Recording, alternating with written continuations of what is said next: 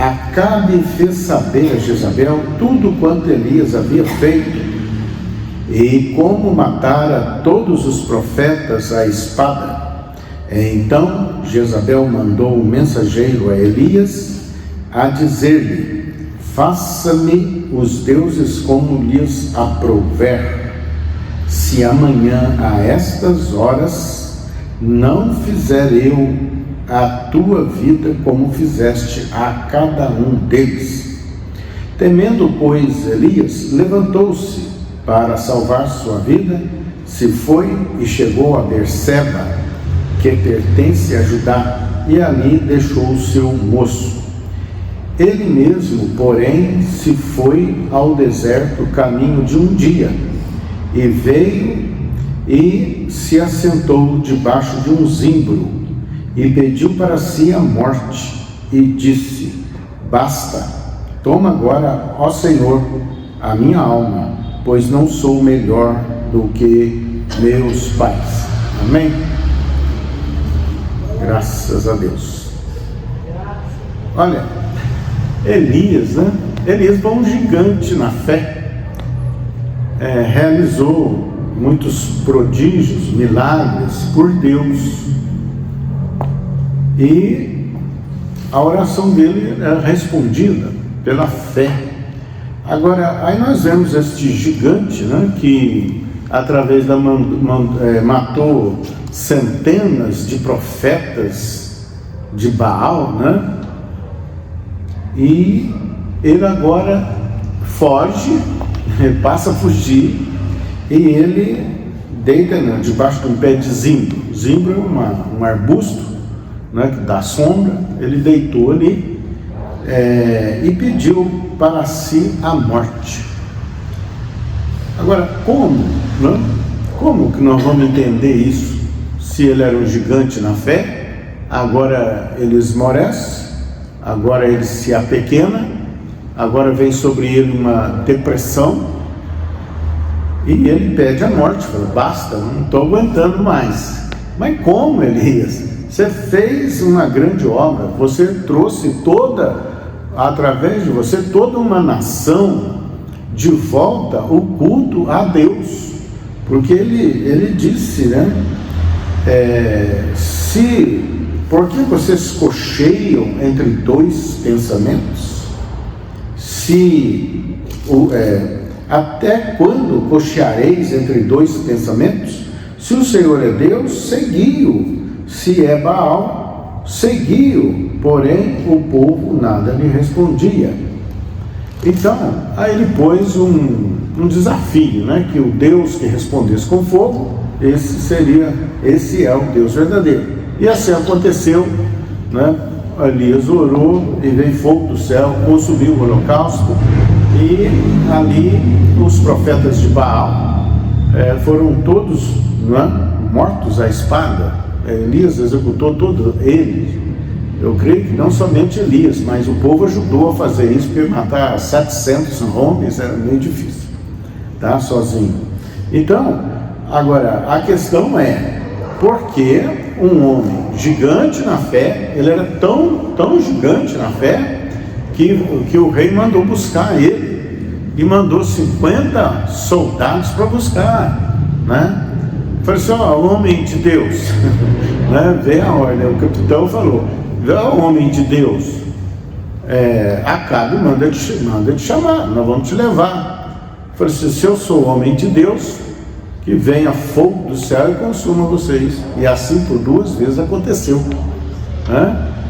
E ao terceiro falou assim: opa, né? Se, né, tem misericórdia da minha vida, se o Senhor desejar nos acompanhar, né? Mudou toda a linguagem, né? O rei está pedindo para o senhor ir, aí ele vai, né? Então nós vemos um gigante na fé aqui amarelando agora. Agora, por quê? Olha bem, estes profetas de Baal, o que eles serviam? Eles serviam a demônios, a principados, e o cabeça desse principado era usando Jezabel, a mulher de Acabe. Então, estes profetas, eles eram do inferno, eles eram do diabo. Eles serviam a principados. Tanto é que Israel inteiro passou a cultuar Baal e não a Deus. E Elias fala com eles, fala, se Baal é Deus, você segue ele, mas se o Senhor é Deus, vocês ficam com ele. Então você precisa saber, vocês não pode vocês ficar entre dois pensamentos, querendo servir a Deus e servindo também a Baal. Deus não aceita isso, né? Isso é comum, né? Acontecendo aí, nós estamos vendo, fala em Deus, mas serve a outros, né? Então tem que decidir. Você que me ouve, você que está ao alcance da nossa voz, tem que decidir. Se é Deus, segue a Deus, né? Então a nação inteira passou a servir Baal. E Elias, através do procedimento dele, do desafio que ele colocou, né, ele trouxe o culto a Deus, ao Criador, né? Uma nação inteira, quer dizer, pela intervenção do profeta, uma nação inteira deixou os demônios, os principados, né? E passou a servir a Deus. E depois que mata ali todos os profetas, né? Todos eles, né? O que vendo todo o povo caíram de rosto em terra e disseram: o Senhor é Deus, o Senhor é Deus. Então ele restaurou o culto de uma nação a Deus. Agora, por que agora depois que ele fez esse grande feito, ele, diante de uma ameaça de morte, ele foge, né? Ele deita debaixo do pé de zimbro e ele pede a morte? Nós precisamos entender que a palavra de Deus, as Escrituras, ela traz a realidade espiritual. Nós vimos lá, matou os profetas, coisas visíveis, mas há um mundo invisível. Aqueles homens, né, serviam a Baal, quer dizer, eles serviam a agentes espirituais invisíveis, como Elias também servia a alguém invisível, e a quem ele servia era o Todo-Poderoso. Então há uma realidade invisível, nós precisamos entender isso. A palavra de Deus, as Escrituras, ela traz tudo isso. Tem uma realidade espiritual, e essa realidade espiritual, ela governa. Você quer ter vitórias, você vai ter que entender o que é o mundo espiritual, o mundo invisível. Então, mas por que ele pediu a morte? Porque esses profetas, eles morreram, o corpo deles foi para a terra, né? Eles ficaram inativos, mas o correspondente espiritual que estava sobre eles, que governava a vontade deles, que eram demônios, uma legião, uma falange de demônios, né? Sustentado por um principado, um príncipe de demônios. O que eles fizeram? Os profetas morreram. Então, no mundo natural, morreu, tá bem, e o povo viu, só o Senhor é Deus. Então o Senhor é Deus. Agora, e no mundo invisível, no mundo espiritual, estava lá acontecendo algo. Aqueles demônios, eles foram todos para cima de Elias, causando a ele uma depressão, causando a ele uma fraqueza, um desânimo. E ele não foi ali capaz, né, de redarguir aquilo, usar armas espirituais para repreender aquilo. Então, porque o mundo espiritual, ele tem personagens. Quais são os personagens do mundo espiritual? Deus é espírito, não é? E tem os anjos que mantiveram seu estado natural, anjos, arcanjos, querubins, serafins. Esse é o exército invisível de Deus, que está a serviço daqueles que hão de herdar a salvação. Glória a Deus. Tá? Agora, E os adeptos do diabo, de Satanás, porque ele se rebelou, né? Houve uma rebelião no céu, e ele então se rebelou e levou consigo 1/3 dos exércitos do céu. Agora, por que eles não foram todos, né? Porque gente boa ficou com Deus, 2/3 do exército de Deus ficou com ele. Falei, não, nós vamos obedecer a Deus, né? Agora, os que eram ruins lá acompanharam o diabo na mentira do diabo. Então, e esse exército de Deus está a nosso serviço. Então ele estava a serviço de Elias, né? Como está a nosso serviço, que herdamos a salvação, é por Jesus Cristo, não é por mérito. Então os personagens, ou é Deus, né? Os anjos, arcanjos, serafins, querubins, ou Satanás e seus principados, potestades, dominador deste mundo tenebroso, ou da maldade nas regiões celestes, hierarquias de espíritos malignos que se opõem a Deus. Eles se opõem a Deus, e como eles são inimigos de Deus, se opõem a Deus, eles são também nossos inimigos. Então Elias, ao restaurar o culto ao Deus verdadeiro, não? Os demônios, os profetas morreram, os profetas de Baal morreram, foram executados, mas os demônios continuaram ali, porque os demônios não morrem. Então, isso é aquele revanche que existe, né? Não é uma... As pessoas falam retaliação, mas na verdade isso é um contra-ataque, né? Aí eles foram em cima de Elias. Elias, que ele é o pivô disso aí, nós vamos acabar com ele, para causar depressão, para causar desânimo, fraqueza. Então muitos servos de Deus, após vencer grandes batalhas, eles são alvo, aí eles param. Por quê? Porque adquiriram vitória. Falei, eu já venci. Mas o mundo espiritual não para, ele é dinâmico, não tem espírito, não dorme, né? E nem pisca. Então a pessoa se dá por vencedora. Eu já venci, e ela baixa a guarda.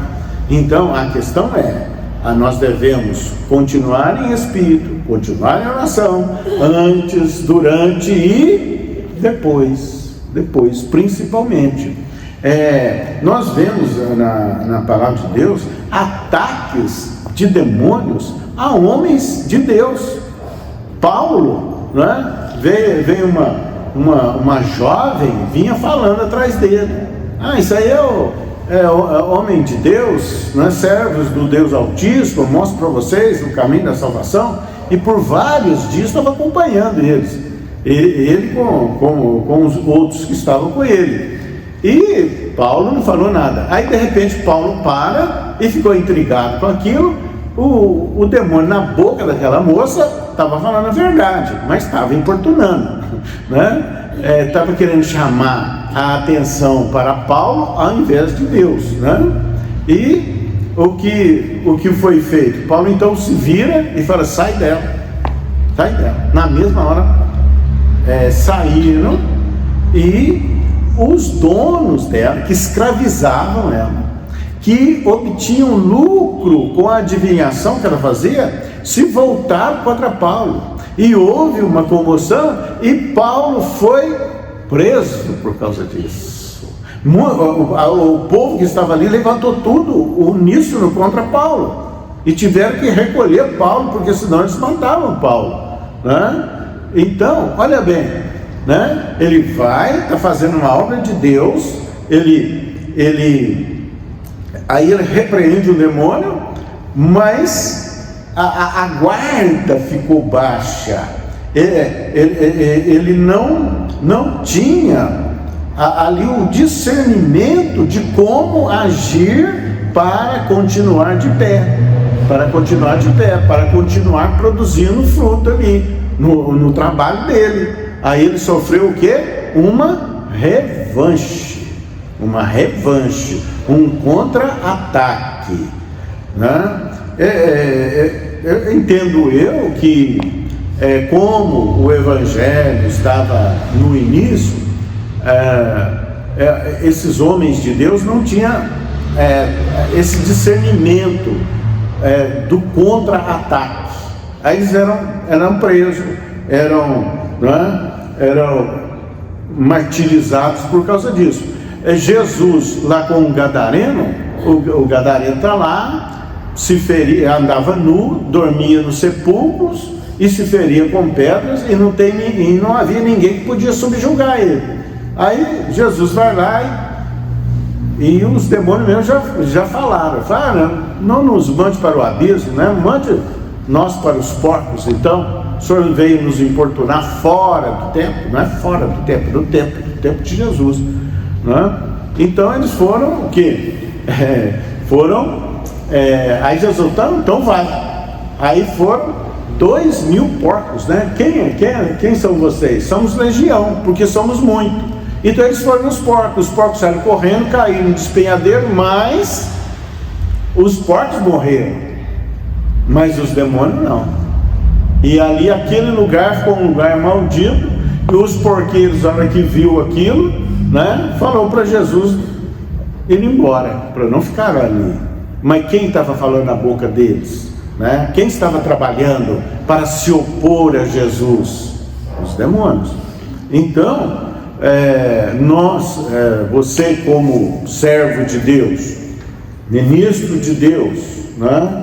Que trabalha para o reino da luz, precisa entender estas coisas, né? Que a questão da revanche, do contra-ataque, não é aí algo, muita gente, eles se recusam a fazer obras de Deus, a atacar o reino das trevas, com medo, eles dizem retaliação. Mas olha bem, por quê? Né? Na verdade é um contra-ataque, mas por que esse contra-ataque? Porque a pessoa baixou a guarda. Imagina uma situação numa guerra, no mundo natural, aí o guerreiro vai lá e alveja os inimigos, eles caem todos no chão. Aí eu já venci, né? Então ele larga a arma dele, vira as costas, mas tem um lá que só está ferido, ele vai ser alvejado, né? Ele vai receber o contra-ataque, porque largou a arma, virou as costas e foi celebrar a vitória, né? Então nós precisamos entender que o mundo espiritual é dinâmico, ele não para, ele não se dá por vencido nunca, né? Então você fez a obra, né? Você atacou, conseguiu, conquistou, né? Para o reino de Deus, mas você deve continuar, permanecer inabalável. O que a palavra de Deus diz?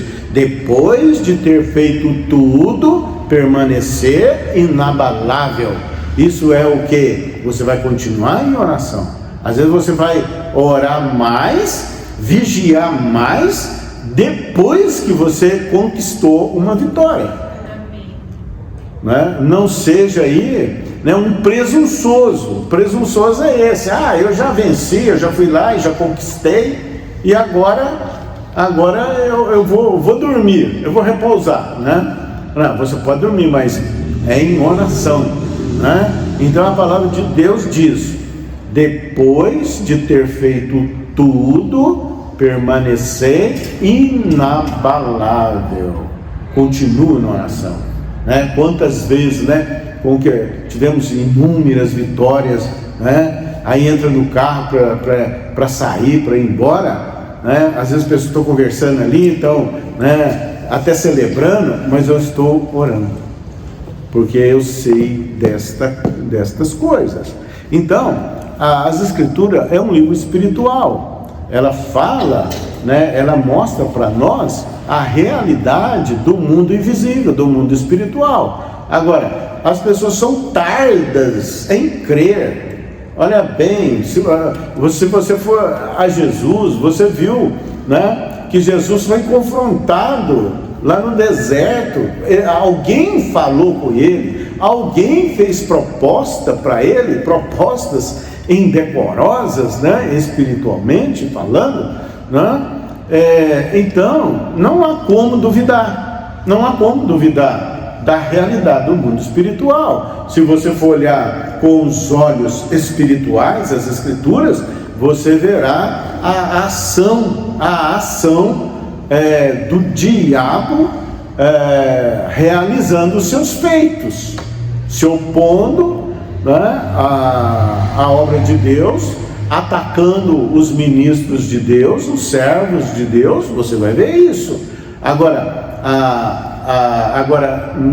Deus nos deu armas para vencer. Ele fala que as armas da nossa milícia é uma guerra e guerra mesmo. As armas da nossa milícia não são carnais. Você não vai lutar com o que você está vendo, mas com o que você vê com os olhos espirituais, e que você vê conforme as Escrituras. E armas espirituais, né? Aí ele fala da armadura do crente, né? Capacete da salvação. Por que capacete da salvação? Nós obtemos a salvação através de Jesus Cristo, não por méritos, mas por graça. Então, se você tem aliança com Jesus Cristo, é servo de Jesus, né? Então você recebeu o mesmo Espírito de Jesus, o Espírito Santo, que vai te instruir, que vai te fortalecer, então que vai levar você a guardar a palavra, a praticar a palavra, né? Então você vai guardar a sua cabeça.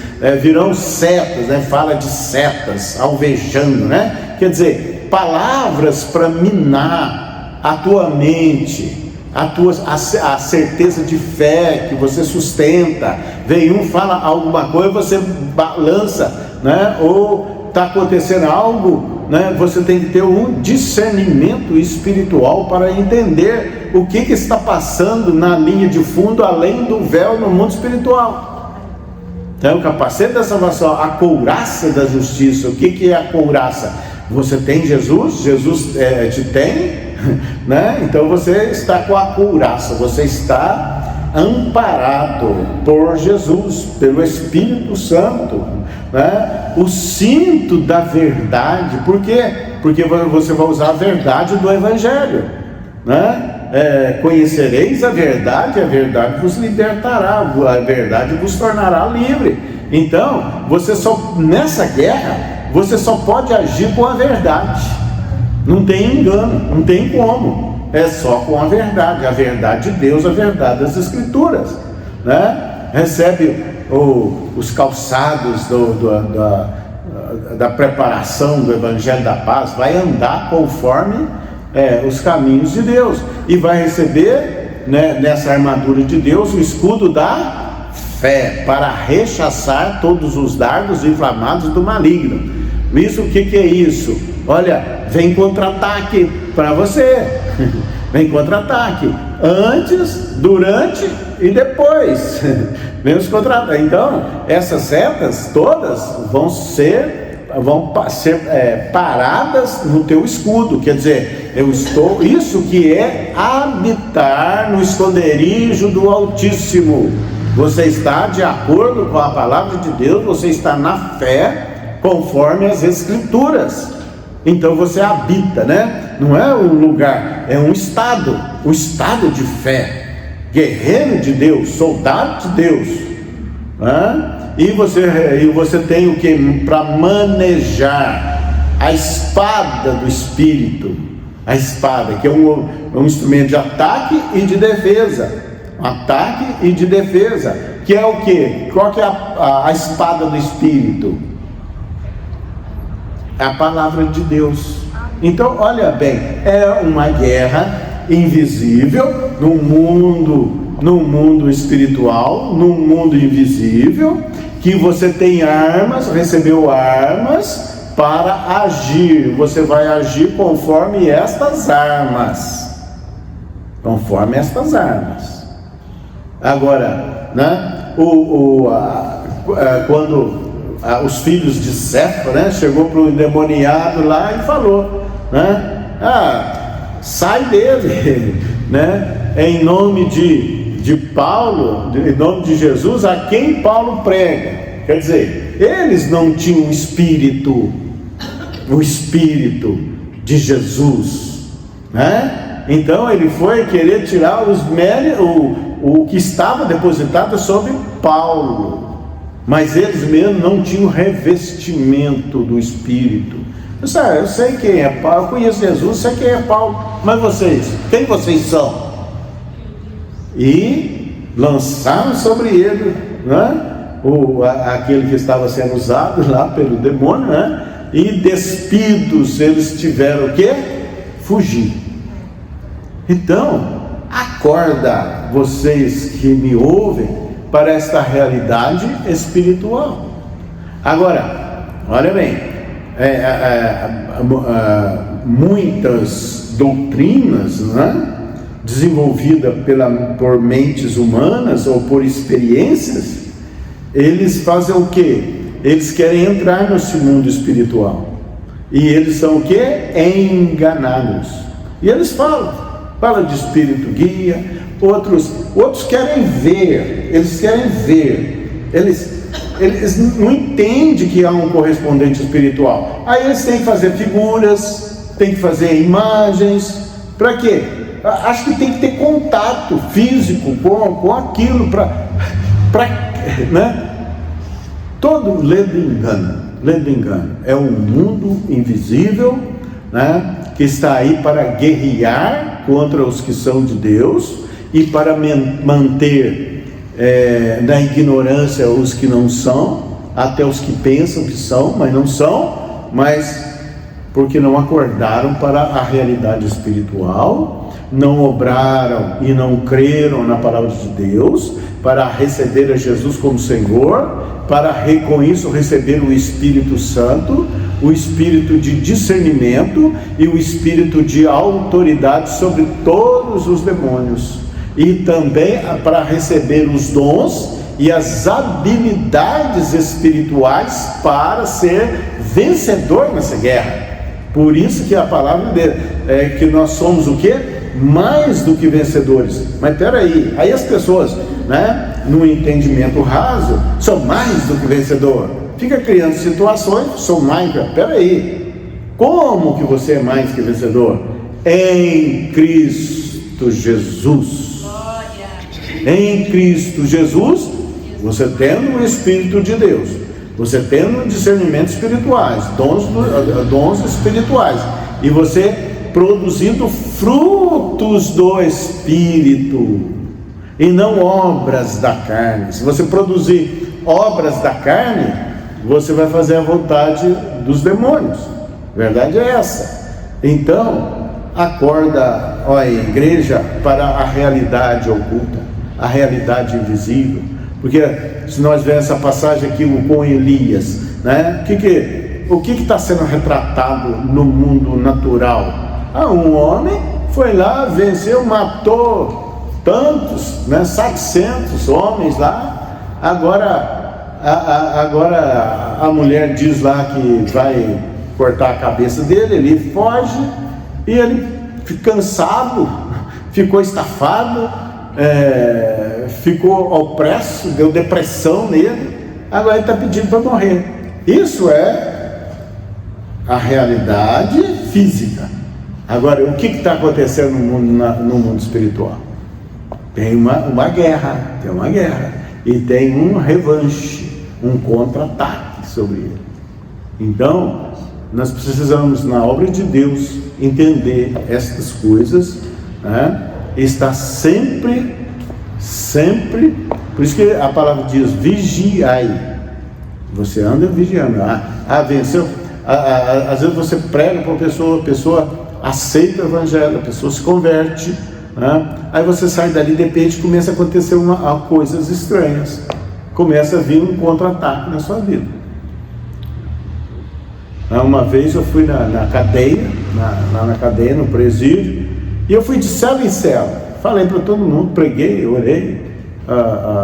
Tinha uma mulher lá, aí nós fomos argumentando, ela argumentava e tal, até o ponto, depois dela ficar vencida, ela aceitou Jesus, mas teve uma ira ali. Aí eu fui embora, peguei o carro, aí não sei porquê, né? Eu sei porque era um contra-ataque. Eu peguei o carro, saí no carro e comecei a acelerar o carro em condição incompatível com a estrada que eu estava. E eu não bati o carro por milagre, né? E o corpo meu ficava doendo, como se tivesse apanhado com um cabo de vassoura, né? Até entender, não pare de orar. Ore, vigiai e orai. Ore em todo tempo e em todo lugar, porque quando você está orando, você está ligado com o exército de Deus. Agora, essa palavra é para que venha o discernimento que há uma realidade espiritual, uma realidade invisível. Nós não andamos pelo que nós vemos, mas pelo que nós, pelo que nós entendemos, por fé. Fé da existência de um mundo espiritual que está pronto aí a causar dano às pessoas e que nós podemos intervir para paralisar a situação, e não sermos alvos de revanche, em nome de Jesus. Amém? Amém. Deus te abençoe, te dê todo o discernimento necessário e entenda a realidade espiritual e pratique as obras de Deus e seja mais do que vencedor em Cristo Jesus, produzindo frutos do Espírito e militando com as armas celestiais em nome de Jesus. Amém?